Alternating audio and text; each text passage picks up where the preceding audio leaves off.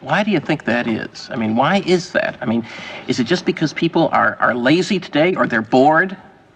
I mean, are we just like bored, spoiled children who've just been lying in the bathtub all day, just playing with their plastic duck, and now they're just thinking, well, what can I do?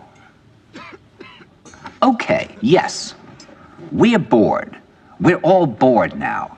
But has it ever occurred to you, Wally, that the process that creates this boredom that we see in the world now may very well be a self-perpetuating, unconscious form of brainwashing created by a world totalitarian government based on money, and that all of this is much more dangerous than one thinks, and it's not just a question of individual survival, Wally, but that somebody who's bored is asleep, and somebody who's asleep will not say no?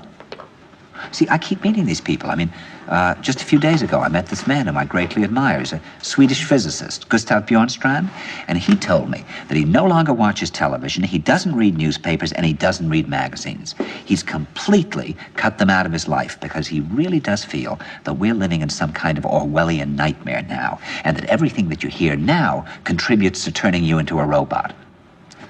And when I was at Findhorn, I met this extraordinary English tree expert who had devoted his life to saving trees. Just got back from Washington, lobbying to save the redwoods. He's 84 years old. He always travels with a backpack because he never knows where he's going to be tomorrow.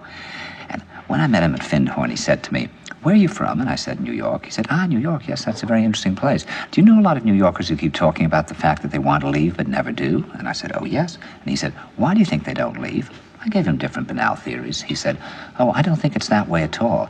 He said, "I think that New York is the new model for the new concentration camp, where the camp has been built by the inmates themselves, and the inmates are the guards, and they have this pride in this thing they've built. They've built their own prison, and so they exist in a state of schizophrenia, where they are both guards and prisoners, and as a result, they no longer have, having been lobotomized, the capacity to leave the prison they've made, or to even see it as a prison."